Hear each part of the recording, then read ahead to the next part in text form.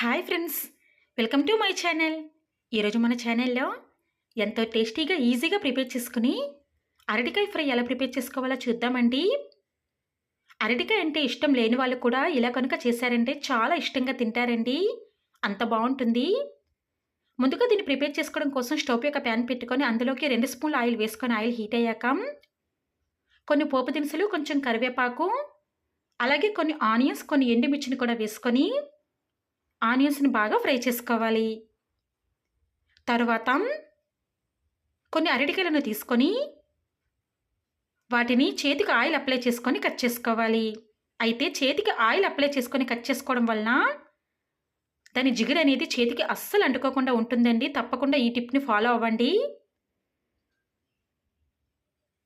Onions బాగా fry అయిన తర్వాత అందులోకి కొన్ని దంచుకున్న వెల్లుల్లిని కూడా వేసుకొని బాగా మిక్స్ చేసుకోవాలి.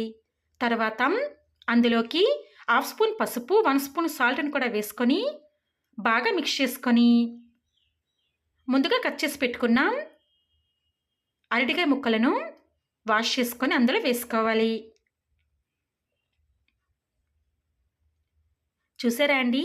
ఈ విధంగా ఆయిల్ అప్లై చేసుకొని కట్ చేయడం వలన చేతికి జిగురు అంటకుండా ఉంటుంది. ఈ విధంగా అన్నిటినీ వేసుకున్న తర్వాత వాటిని బాగా మిక్స్ చేసుకొని మూత పెట్టుకొని ఒక 15 నిమిషాల పాటు మధ్య మధ్యలో మూత తీస్తూ కలుపుకుంటూ ఫ్రై చేసుకోవాలి. తర్వాత దానిలోకి కొంచెం గరం మసాలాను వేసుకొని మరొకసారి కలుపుకోవాలి. చూసారండి, పర్ఫెక్ట్‌గా మనకి అరటికాయ ఫ్రై అనేది రెడీ అవుతుంది. అంతేనండి, ఎంతో టేస్టీగా ఈజీగా తయారు చేసుకుని అరటికాయ ఫ్రై రెడీ. ఇది పూర్తిగా చల్లారిన తర్వాత పొడి పొడిలాడుతూ చాలా బాగుంటుందండి. తప్పకుండా ఈ ప్రాసెస్‌లో మీరు కూడా అరటికాయ ఫ్రై ట్రై చేసి టేస్ట్ చేయండి.